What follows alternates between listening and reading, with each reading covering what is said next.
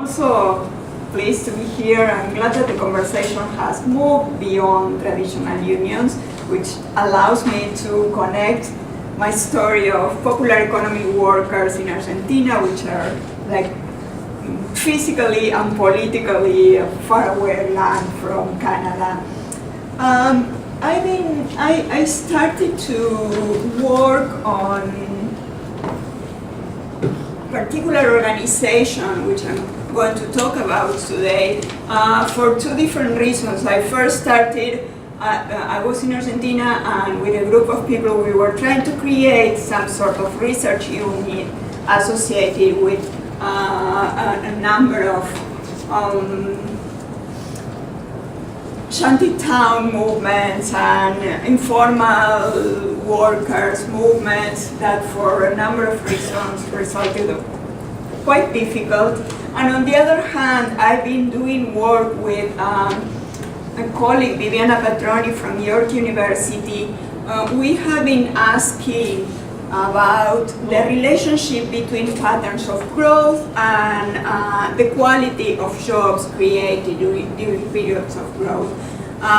We were specifically trying to make sense of the fact that Latin America during most of the 2000s, and especially the countries of the so-called pink tide, were going through processes of accelerated growth and to some extent improvements in inequality and poverty, but in most cases this didn't translate into improvements in the quality of jobs created. There was a meaningful reduction in poverty, but there was and also unemployment in a number of these Latin American countries after the crisis of neoliberal reforms, but there were no meaningful reductions in the proportion of informal and precarious jobs.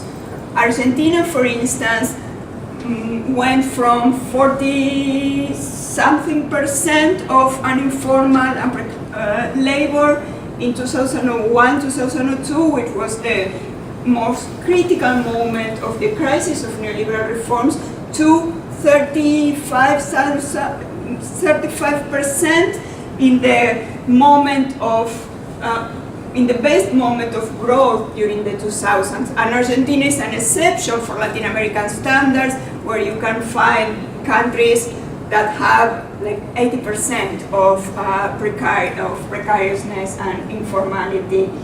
So we were trying to connect precariousness with patterns of growth, but we increasingly started to ask questions about the forms of collective action of these informal workers.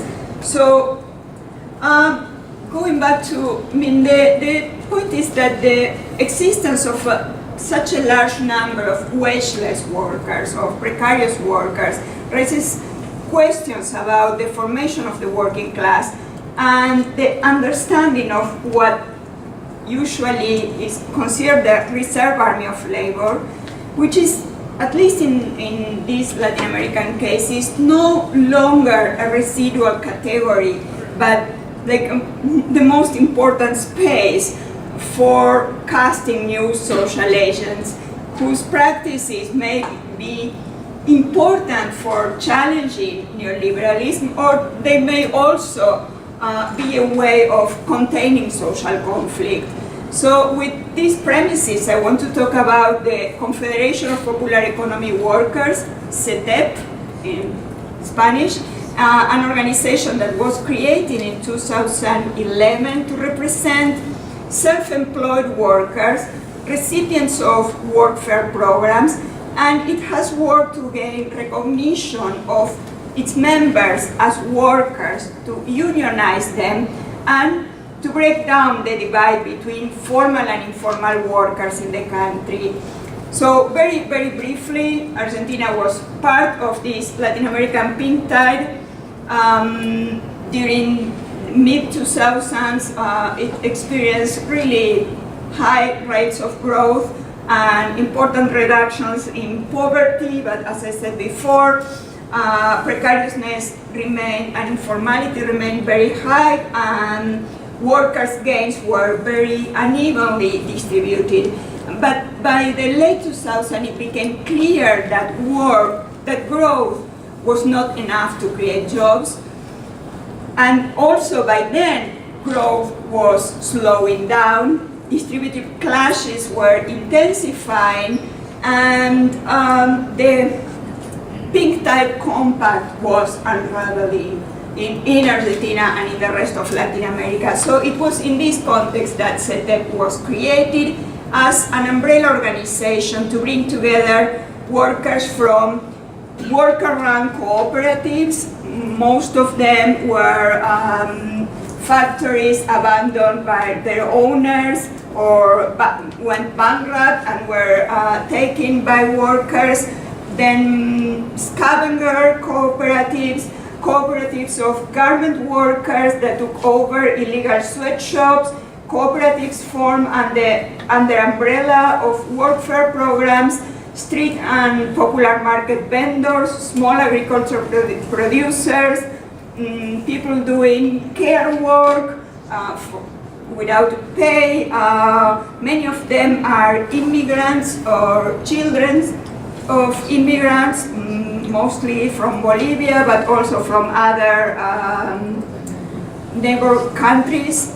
So a main objective behind the creation of CETEP was the attempt to shift the focus away from social assistance that had been the focus of unemployed workers' activism in the 1990s and early 2000s towards a new political narrative that was based on the acknowledgement that capitalism was no longer creating good quality jobs for all, and could underline the need for developing new forms of cooperation among informal workers and precarious workers. The purpose of CETEP was to gain recognition of its members as workers, of the social value of informal workers' work, and especially counteract widespread notions that consider these workers welfare booms or like lazy, in Spanish planeros, people that have welfare plans. So in this regard, the organization is not aiming only at exercising the representation of workers, but it has been trying to create a new collective subject which comes along with a number of problems or strategic problems. So central to CETEP's efforts has been the institutional consolidation as a labor organization. It had demanded union certification, and it had also demanded to be acknowledged as a stakeholder in negotiations of minimum wages. Unions take part of these negotiations in Argentina, and also to transform a number of social assistance subsidies and workfare programs into a social salary whose level has to be tied to minimum wages. So the transformation of CETEP into a union posed a number of challenges. First, they blame the stage of capitalist development as the cause of their precarious situation. And this includes their work conditions, but also a number of other problems, including housing, public services, police and drug-related violence, gender issues, but they don't have a clear counterpart. So they make the demands to the state on the argument that society as a whole has to recognize the value of their work. This in turn requires the development of legal and institutional architecture in charge of negotiating with these workers and defining the focus and scope of this negotiation with people that are not either legally or socially recognized as workers. On the other hand, CETEP lacks the type of formal bureaucratic structure and resources that give traditional corporatist unions leverage in their negotiations with the state and employers, but it does have a large capacity for mass mobilization and disruption that has been a motive for government concern. So far, the Labor Ministry has granted a social certification rather than a union certification, which formally acknowledges the existence of CETEP and has opened some doors for negotiation.